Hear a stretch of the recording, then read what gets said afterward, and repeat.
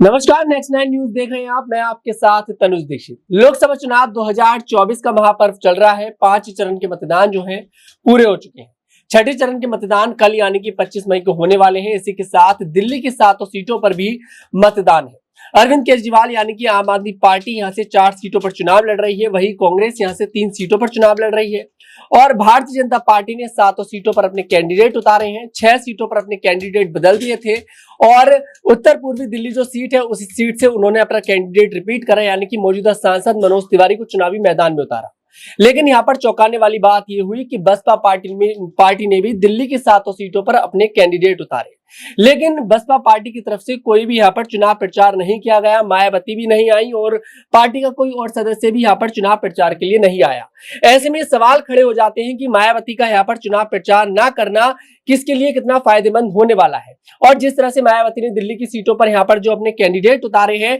उससे भारतीय जनता पार्टी को फायदा होगा, यानी कि एनडीए को फायदा होगा, या फिर इंडिया गठबंधन के जो वोट है वो कटते हुए नजर आएंगे। हमारे साथ स्टूडियो में मौजूद हमारे साथी अमन सर, सबसे पहले सवाल इन्हीं से लेंगे। सर, आप क्या देखते हैं यहाँ पर मायावती ने जिस तरह से अपने कैंडिडेट यहाँ पर उतारे हैं 7 सीटों पर, लेकिन वहां पर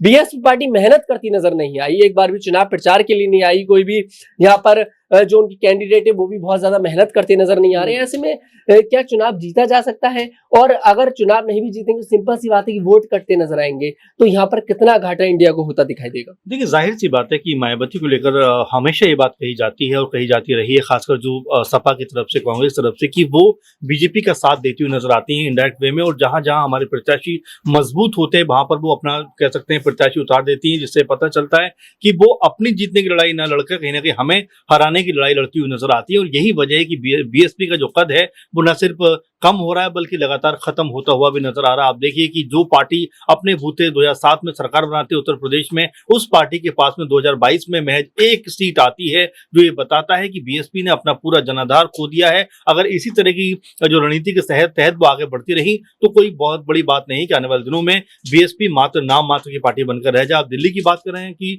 जिस तरह 7 सीटों पर उनके उम्मीदवार उतरे,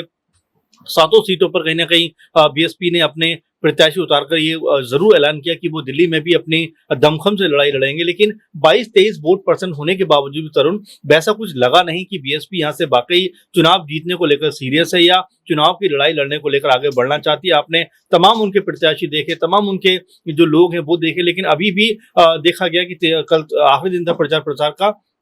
कोई भी एक्टिवनेस नजर नहीं आई, कोई भी सक्रियता नजर नहीं आई। और वहीं आम आदमी पार्टी और बीजेपी या तमाम जो लोग यहाँ पे चुनाव लड़ रहे हैं वो लगातार गली गली और तमाम मोहल्ले मोहल्ले जाकर अपनी पार्टी के प्रचार प्रसार कर रहे हैं, लेकिन बीएसपी खामोशी के साथ में बैठी रही। तो आप समझ सकते हैं कि इस तरह से बीएसपी ने जो अपना रुख है वो बिल्कुल चुनाव जीतने से हटा लिया है। हाँ, नाम मात्र के लिए वो चुनाव में उतर रहे हैं, उससे उनको कोई बहुत बड़ा फायदा होता हुआ नजर नहीं आ रहा है। जी, वाकई में बीएसपी पार्टी दिल्ली के अंदर नाम मात्र के लिए चुनाव में यहाँ पर उतरे हैं, ना तो कोई चुनाव प्रचार यहाँ पर बीएसपी पार्टी बड़े जोरों से शोरों से करती नजर आई है। लेकिन ऐसे में ये भी सवाल खड़े होते हैं कि जो आरोप विपक्ष यहाँ पर उनके ऊपर लगाता नजर आ रहा है कि इस समय बीएसपी पार्टी जो है वो भारतीय जनता पार्टी के लिए बी टीम बनकर काम करती नजर आ रही है, इन बातों में कितनी सच्चाई है? अगला सवाल लेंगे अपने सहयोगी अक्षय से। अक्षय, यहाँ पर क्या दिखाई देता है आपके लिए कि जिस तरह से आरोप लगाते नजर आ रहे हैं, अखिलेश यादव ले लीजिए, अरविंद केजरीवाल ले लीजिए, राहुल गांधी ले लीजिए, सभी विपक्ष इस समय बीएसपी पार्टी को घेरते हुए नजर आ रहे हैं और भाई बार बार ये वाली बात कह रहे हैं कि इस समय जो बीएसपी पार्टी है वो भारतीय जनता पार्टी के लिए बी टीम के रूप में काम करती नजर आ रही है। कितनी सच्चाई इन बातों में? देखिए, आरोप मात्र मुझे नजर आता है। आप देखिए, यहाँ पर दिल्ली की बात आ चली है, दिल्ली से आपने प्रोग्राम की शुरुआत की है, तो मैं दिल्ली से सटे पश्चिम उत्तर प्रदेश के कैराना का जिक्र करूंगा। कैराना लोकसभा सीट पर यहाँ श्रीपाल राणा को बहुजन समाज पार्टी ने टिकट दिया। राजपूत समुदाय से श्रीपाल राणा आते हैं, दूसरी ओर प्रदीप चौधरी मौजूदा सांसद और एनडीए प्रत्याशी बनकर उतरे हैं, और तीसरी ओर है यहाँ पर इंडिया गठबंधन से इकरा हसन। अब अगर आप यहाँ देखेंगे पश्चिम उत्तर प्रदेश नहीं, हालांकि पूर्व उत्तर प्रदेश में और राजस्थान तक में भी, और इसके अलावा गुजरात तक में भी राजपूत समुदाय, क्षत्रिय समुदाय की नाराजगी बीजेपी से जग जाहिर है इस वक्त। ऐसे में जब भारतीय जनता पार्टी और समाजवादी पार्टी से इधर हटकर तीसरे प्रत्याशी के रूप में, या कहें कि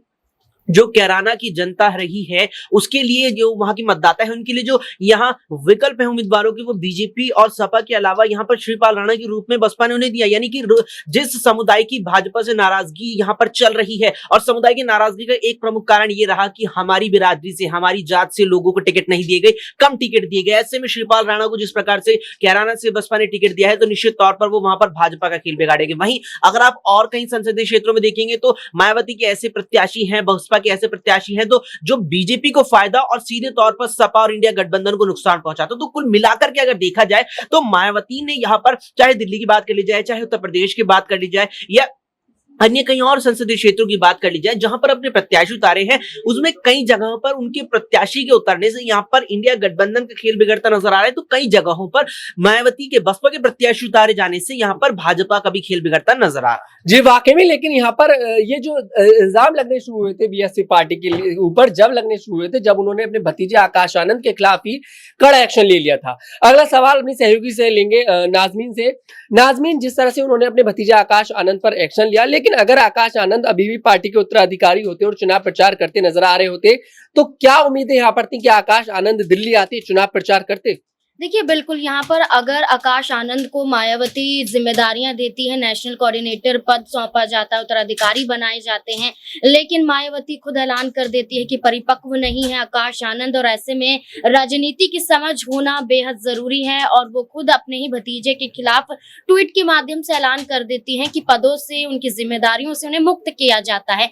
लेकिन आकाश आनंद अभी भी मायावती से नाराज नजर नहीं आते हैं। उनके द्वारा लिए गए एक्शन को वो कहीं ना कहीं तारीफों में बदल देते हैं और कहते हुए नजर आते हैं कि मायावती ने जो फैसला लिया है वो सही फैसला लिया है, लेकिन अभी भी वो मायावती के साथ नजर आ रहे हैं और मायावती के साथ चलते हुए दिखाई दे रहे हैं, जिसके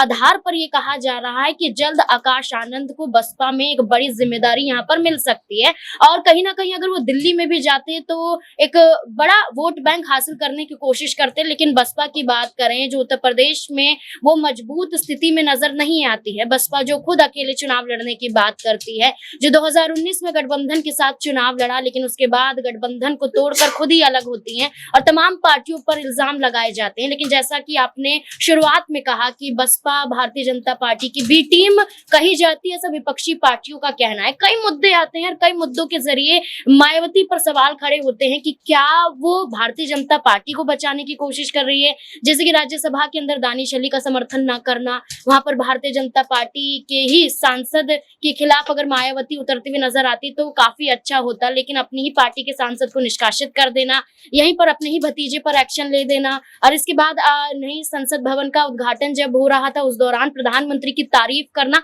कहीं ना कहीं ये दर्शाता है कि मायावती बच के काम कर रही है ताकि उत्तर प्रदेश में भारतीय जनता पार्टी उनके ही खिलाफ ना उतर जाए, उनके ही खिलाफ एक्शन ना ले ले। इसलिए कहीं ना कहीं बसपा सुप्रीमो अकेले चुनाव भी लड़ रही है, किसी पार्टी के साथ नहीं जा रही है, लेकिन अंदर खाने की बात करें तो भारतीय जनता पार्टी के समर्थन में भी उतरती हुई दिखाई दे रही है। जी वाकई में, यहाँ पर बिल्कुल जिस तरह से नाजमीन ने बताया कि बीएसपी पार्टी थोड़ी सी डरती हुई यहाँ पर नजर आ रही है, शायद यही कारण है कि मायावती ने जो नारा दिया था एकला चलो और वो अकेली ही चलती नजर आ रही हैं। अब देखते हैं कि आखिरकार आगे क्या करती नजर आएंगी वो, क्योंकि अब 2027 में उत्तर प्रदेश में विधानसभा चुनाव भी होने वाले हैं। उसमें देखते हैं कि आखिरकार मायावती अकेले ही चलेंगी या फिर इसी तरह से बिल्कुल अकेले चलती नजर आएंगी, या किसी गठबंधन के साथ अपना गठबंधन कर लेंगे और आकाश आनंद को एक बार फिर से उत्तराधिकारी बनाती हुई नजर आएंगी। खैर, आप इस पर क्या सोचते हैं कमेंट बॉक्स में जरूर बताइएगा। बने रहे हमारे साथ नेक्स्ट टाइम न्यूज।